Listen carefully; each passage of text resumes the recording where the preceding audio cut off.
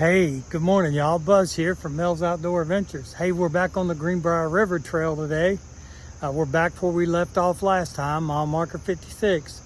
Today, I believe the plan is to do at least 12, maybe up to 16 miles. So that means we could be going to mile marker anywhere from 62, at least 62 to 64. So I'm kind of working out a plan to how to finish it out and how many miles I need. All right, y'all. It looks like this old train station here is an art gallery now. So let's go check that out. Talks about they had in 1900 here in Morganton, they had a big celebration for the opening of the railroad tracks and station. All right, y'all. Here's a cool little cabin. Isn't that thing beautiful? Here's a cool little water tank that I assume they used to use to fill up the steam engines back in. I know, you're a vicious little creature there. You're cute though. Yeah. I know. Stranger danger. We got some more of those beautiful flowers that we seen last time we were here. I mean, just look at this. Hey, that one's got a little bee tucked in there. Where's he at? There you are. Mile marker 57. Chug him right along. All right, y'all. The old guy's got him a tripod / selfie stick. What do y'all think about them? All right, y'all. Y'all quit looking at my butt. I know you're looking at my booty. The reflections. Isn't that awesome?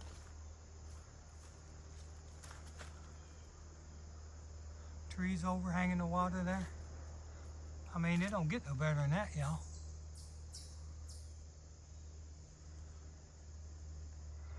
Nature, I'll tell you what, it's so cool to be out in it.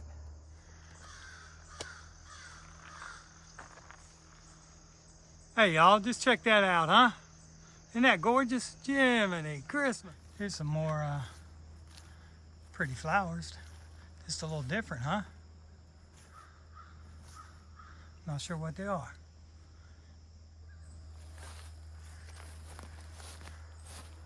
Would you look at that?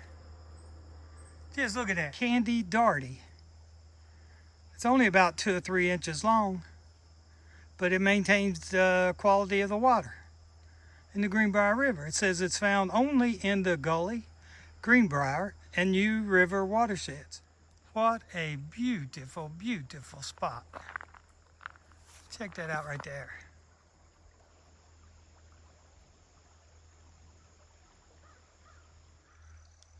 There's a really beautiful spot right there. The grassy area growing up in the river there. Hey, mile marker 58. We're getting her done.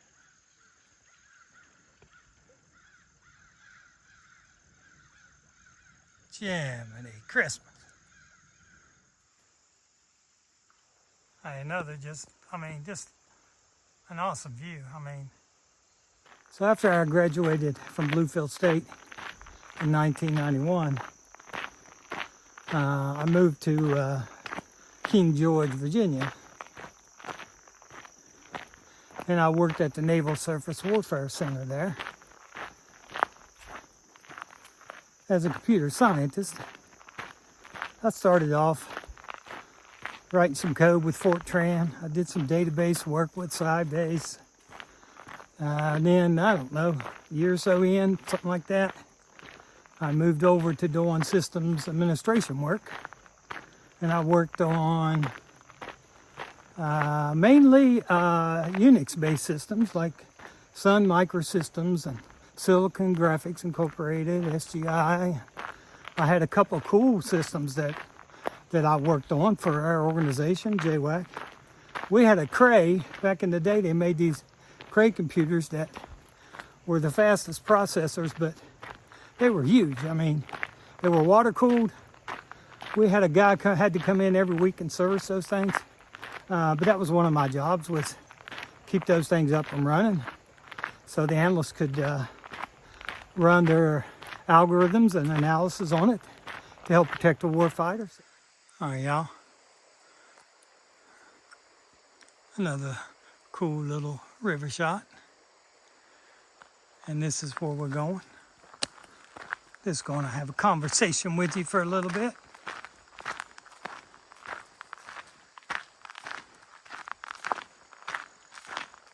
So I graduated high school in 1978. Peterstown High School, the best class of all. So, and then I worked for a contractor up in Union, building some houses and stuff.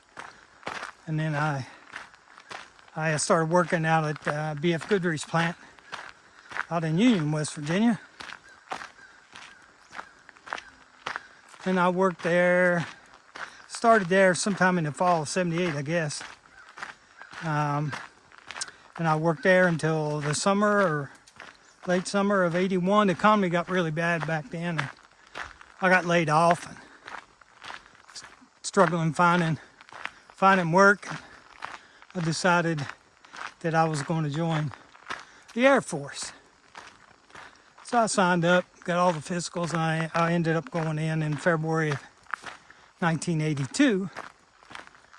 And I got out in 1988, February 2. So I did 6 years.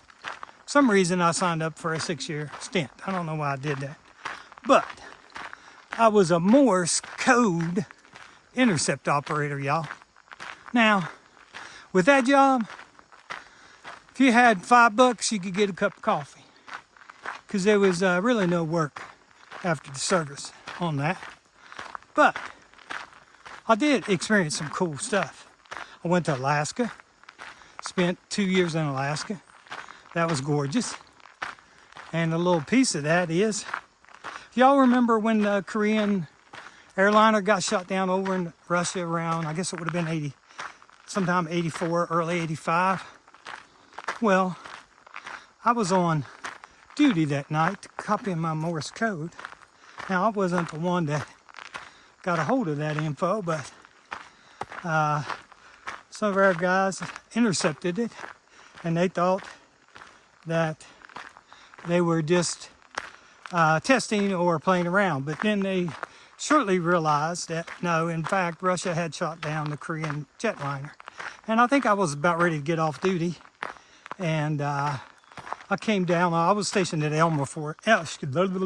that's easy for me to say, Elmendorf Air Force Base in Anchorage, Alaska.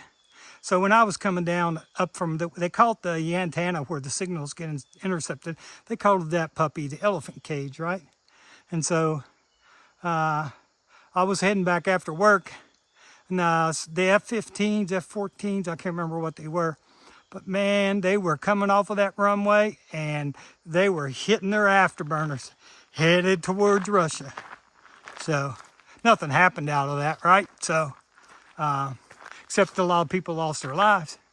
Hey, y'all, I'm gonna do it a little different.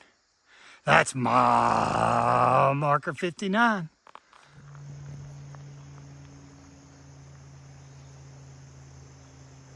I mean, come on. Come on.